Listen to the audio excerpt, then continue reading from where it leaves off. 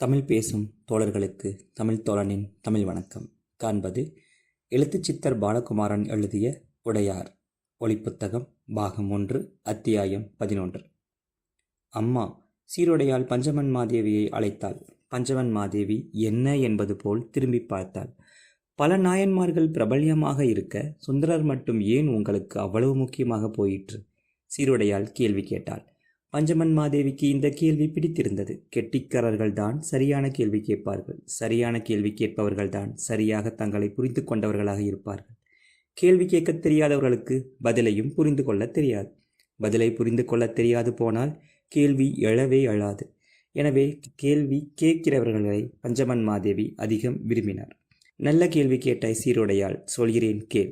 சுந்தரர் ஒரு கெட்டிக்கார அந்தனர். வாழ்க்கையை நன்கு அனுபவிக்க வேண்டும் என்ற எண்ணமுடையவர். பலர் போற்ற படிக்க வேண்டும், நல்ல உத்தியோகத்தில் அமர வேண்டும், நிறைய பொற்காசுகள் சம்பாதிக்க வேண்டும், அழகனாக விளங்க வேண்டும். அடடா, எவ்வளவு அழகு என்று பெண்கள் போற்ற வேண்டும். அப்படி போற்றிய பெண்களை இவர் ஓரக்கண்ணால் கவனித்து சந்தோஷப்பட வேண்டும். சபைக்கு நடுவே, அது வயதானவர்களின் சபையாக இருந்தாலும் இளையவர்கள் நிறைந்த சபையாக இருந்தாலும், தானே முன்னின்று பேச வேண்டும், தன் குரலை அங்கு எடுபடல் வேண்டும் என்ற சாதாரண உத்வேகங்கள் கொண்டவர். சுந்தரமூர்த்திக்கு அழகிருந்தது, அறிவிருந்தது, முன்னேறுகிற ஆசை இருந்தது. ஆனால் அதில் இறை நினைப்பு கலக்கவில்லை. நாலா பக்கங்களும் நாலா விஷயங்களிலும் மனம் பரவிற்றே தவிர எந்த விஷயங்களையும் இறை நோக்கி எடுத்து போகின்ற சிந்தனை ஏற்படவில்லை.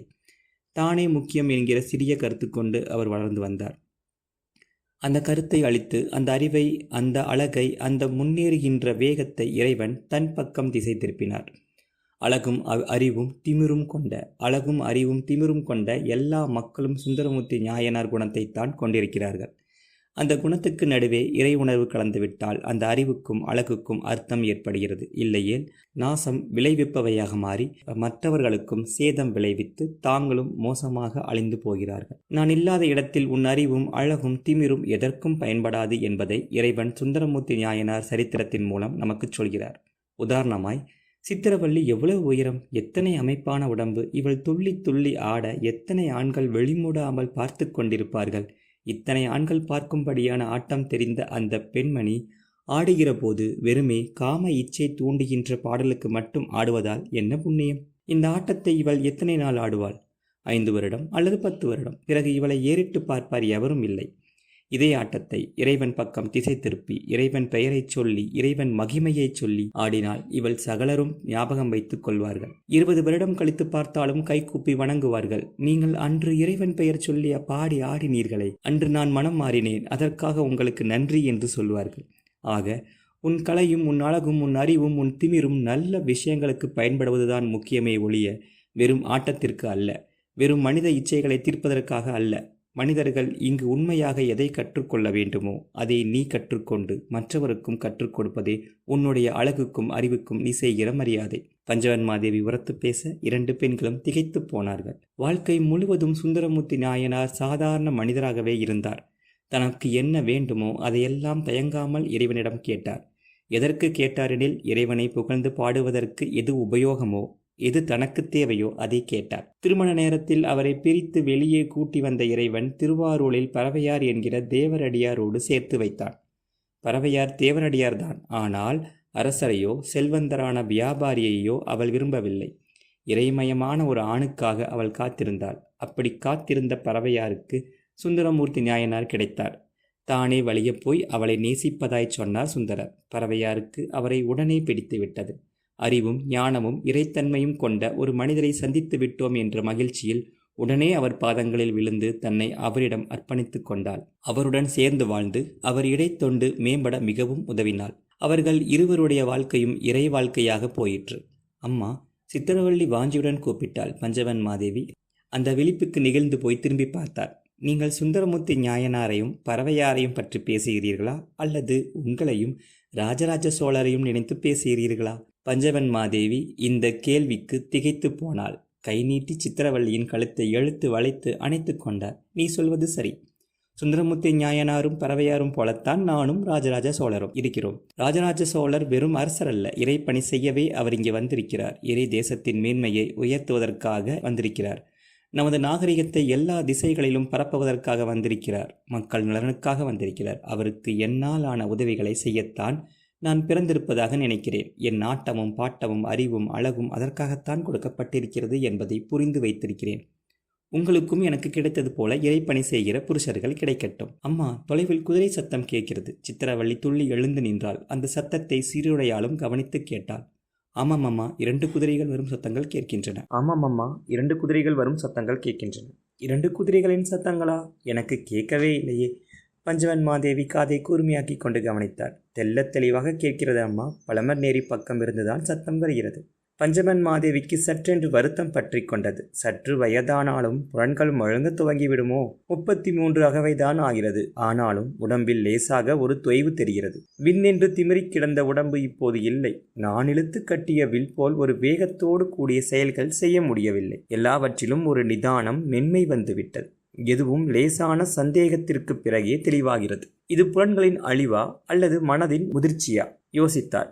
எந்த முடிவுக்கும் வராமல் அவர்கள் சொன்னதை மட்டும் வாங்கிக் கொண்டு ஆவலுடன் எழுந்து நின்றார். குதிரைகள் சத்தம் வருகிறதா என்று கூர்மையுடன் கேட்டார். இல்லை, அவருக்கு குதிரைகளின் சத்தம் கேட்கவே இல்லை. மறுபடியும் ஒரு மெல்லிய சோர்வு பஞ்சவன் மாதேவியை பற்றி கொண்டது. அவர் உப்பருகியை தாண்டி உள்ளுக்குள் நடந்து அறைகள் கடந்து மாடிப்படியில் கீழிறங்கி முற்றம் சுற்றிய அகலமான நடைகளில் நடந்து வாசலுக்கு வந்து நின்றார். குளிர் அதிகமானது போல் ஒரு எண்ணம் வந்தது. இன்னும் சற்று இறுகி போர்த்தி கொள்ள வேண்டும் என்று தோன்றியது. மெல்ல மெல்ல உன்னுடைய புலன்கள் அழிந்து வருகின்றன என்று உனக்கு புரிகிறதா? உன்னுடைய சௌந்தரியம் குறைந்து கொண்டே வருகிறது என்றும் இதற்கு அர்த்தம். எப்பொழுது உனக்கு காது கேட்கவில்லையோ இன்னும் சற்று நாளில் உனக்கு கண் பார்வை மழுங்கத் தொடங்கிவிடும் அல்லவா? கண்கள் தெரியாது போது நடையும் தளரும் அல்லவா? நடை தளர்ந்தால் மூச்சு வேகம் மாறும் அல்லவா? மூச்சு வேகம் மாறினால் இளையும் இளைப்பும் ஏற்படும் அல்லவா? இளையும் இளைப்பும் ஏற்பட்டால் உடம்பில் பித்தம் ஏற்படும் அல்லவா? உடம்பில் பித்தம் ஏற்பட்டால் சற்றென்று நரை பெறுவோம் அல்லவா? பிறகு உடம்பில் சுருக்கங்கள் ஏற்படும் அல்லவா? உணவு செரிமானமும் இரத்த ஓட்டமும் குறைந்து போகும் அல்லவா? இப்படி வயதான பிறகு என்ன சாதிக்கப் போகிறாய்? நீ பெண்ணாய் பிறந்ததற்கு என்ன அர்த்தம் சொல்லப் போகிறாய்? மனம் அவரை கேள்வி கேட்கத் துவங்கியது. அவர் எந்த பதிலும் இல்லாமல் இருட்டை நோக்கி வெறுத்து பார்த்தார். அந்த பஞ்சமன் மாதேவியை ஊர் முழுவதும் கொண்டாடுவது எனக்கு புரிகிறது. ஆனால் தேவரடியார் அழகி, நல்ல பேச்சுக்காரி, அரசரை சரியாக இனங்கண்டு கொண்டு தன் கைக்குள்ளேயே போட்டு கொண்டவள். அவளால் பல பேர் பல உதவிகள் பெற முடியும் என்று நினைத்து அவளை சுற்றி சுற்றி வருகிறார்கள். எல்லாம் புரிகிறது. ஆனால் நீயும் கொண்டாடுகிறாயே, அதுதான் எனக்கு புரியவில்லை என்று செம்பியன் மாதேவியார் ஒருமுறை உலக மகாதேவியிடம் கேட்க, வந்த இரவே அருள்மொழியிடம் சொல்லி இங்குள்ள வேலைக்காரர்களுக்கு வருமானத்தை உயர்த்தி கொடுக்க அவளால் முடிகிறதென்றால் வேறு என்னதான் செய்ய முடியாது?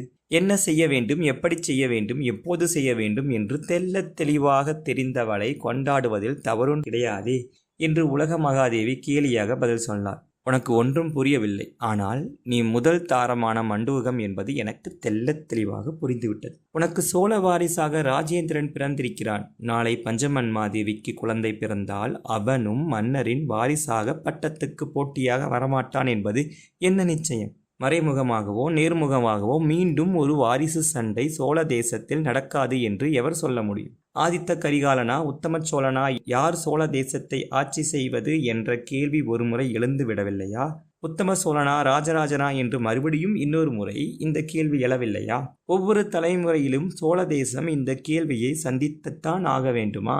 இன்னொரு ஆதித்த கரிகாலன் கொலையும் இன்னொரு உத்தம சோழன் மறைவும் இந்த தேசம் சந்திக்கத்தான் வேண்டுமா என்று செம்பியன் மாதேவி உரத்து புலம்ப, பட்ட மகிழ்ச்சி உலக மகாதேவி முகத்தை பொத்திக் கொண்டு ஓடிப்போய் அறைக்குள் உட்கார்ந்தவள்தான். எழுப்பிச்சோறு போட 3 நாட்கள் ஆயிற்று. பஞ்சவன் மாதேவி, தயவு செய்து யாருக்கு வேண்டுமானாலும் பட்டம் கொடு, ஆனால் என் மகனை கொன்று விடாதே என்று பட்ட மகிழ்ச்சி பஞ்சவன் மாதேவியிடம் வந்து அழ, பஞ்சவன் மாதேவி திகைத்து போனார்.